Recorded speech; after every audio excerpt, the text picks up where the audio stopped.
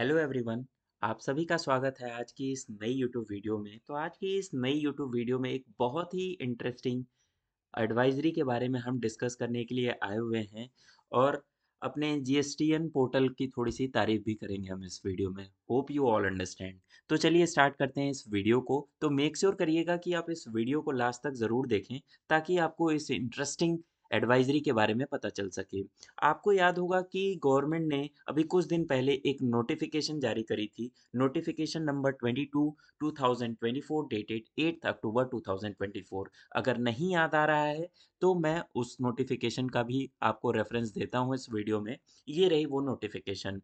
Notification number 22 2024 central tax dated 8 October 2024, जिसमें government ने अपना सेक्शन 148 का पावर यूज करते हुए हमें एक एमनेस्टी स्कीम प्रोवाइड करी थी और उसमें एक प्रोसीजर प्रेस्क्राइब किया था कि हम इस एमनेस्टी स्कीम का बेनिफिट कैसे अवेल करेंगे और ये प्रोसीजर किस चीज के लिए था वो भी इस नोटिफिकेशन में बताया गया था। सपोज फॉर एन एग्जाम्पल आपको कोई एक नोटिस आया हो 73 सेक्शन में या 74 में जो बाद में कन्वर्ट हो गया हो 73 में, या आपका कोई अपील ऑर्डर पेंडिंग हो या आपका कोई एडवांस रूलिंग पेंडिंग हो अंडर द सेड एक्ट मतलब central goods and services tax act.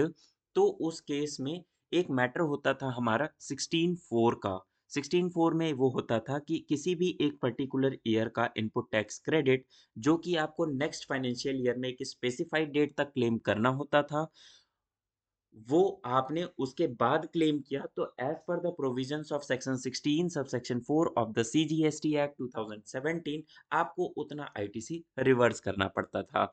तो इस एमनेस्टी स्कीम के थ्रू गवर्नमेंट ने ये बोला कि इनिशियल स्टेजेस में जीएसटी को इम्प्लीमेंट करने में काफ़ी दिक्कतें आई, टैक्स पेयर्स को समझने में भी दिक्कतें आई, तो उसके लिए इन्होंने ये एमनेस्टी स्कीम लेकर आए।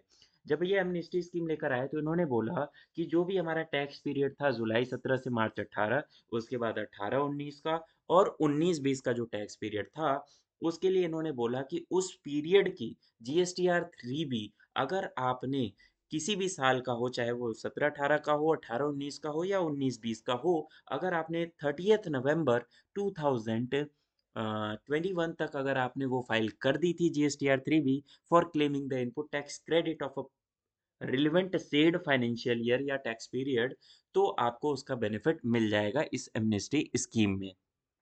ठीक है, तो उसके लिए इन्होंने प्रोसीजर प्रेस्क्राइब किया था कि वो बेनिफिट आपको क्लेम कैसे करना है। उन्होंने बताया था कि आपको एक एनेक्सर ए फाइल करना होगा इस रेक्टिफिकेशन के थ्रू। मतलब एक बेसिकली एक रेक्टिफिकेशन ऑफ ऑर्डर का प्रोसीजर प्रेस्क्राइब किया। फिर जैसे ही आप रेक्टिफिकेशन डालोगे तो उसमें आपको क्या मिलेगा, आपको DRC 08 मिलेगा अगर आपने रेक्टिफिकेशन डाली है और जो ऑर्डर इशूड हुआ है 73 या 74 के लिए, और जीएसटी APL 04 का ऑर्डर पास होगा अगर रेक्टिफिकेशन हो रहा है 107 या 108 का। तो आपने रेक्टिफिकेशन यहाँ से डाली तो उसके बाद वहाँ से जो ऑर्डर पास होगा वो DRC 08 का होगा फॉर ऑर्डर इशूड अंडर 73 और 74। और अगर ऑर्डर इशू होता है 107 के अगेंस्ट में या 108 के अगेंस्ट में तो आपको जीएसटी APL 04 मिलेगा। तो उसमें इन्होंने पूरा प्रोसीजर बताया। एनेक्सर ए में इन्होंने बताया कि आपको किस तरीके से एक लेटर अप्लाई ड्राफ्ट करके चलना है।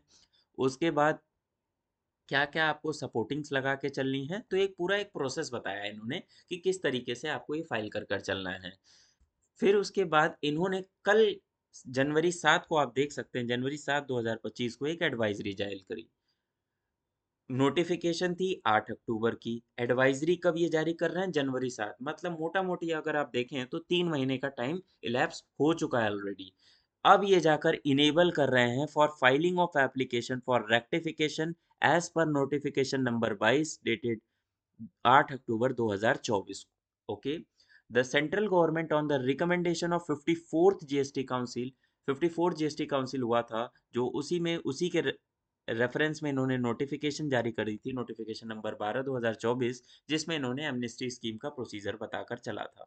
अब ये क्या कर रहे हैं, इस एडवाइजरी में हमें ये बता रहे हैं कि आपको ये एप्लीकेशन फाइल कैसे करनी है। आपको जीएसटी पोर्टल पर लॉगिन करना है, सर्विसेज टैब पर जाना है, फिर यूज़र सर्विसेज पर क्लिक करना है, फिर माई एप्लीकेशंस पर जाना है। एप्लीकेशंस में आपको चूज़ करना है ड्रॉप डाउन से application for rectification of order in annexure A required to be uploaded. फिर उसके बाद आपको एनेक्सर ए में अपनी सारी डिटेल फिल करनी है और उसके हिसाब से फिर आपको अपनी एप्लीकेशन फाइल कर कर चलनी है, चाहे वो 16(4) के अगेंस्ट में हो, चाहे 16(5) के अगेंस्ट में हो।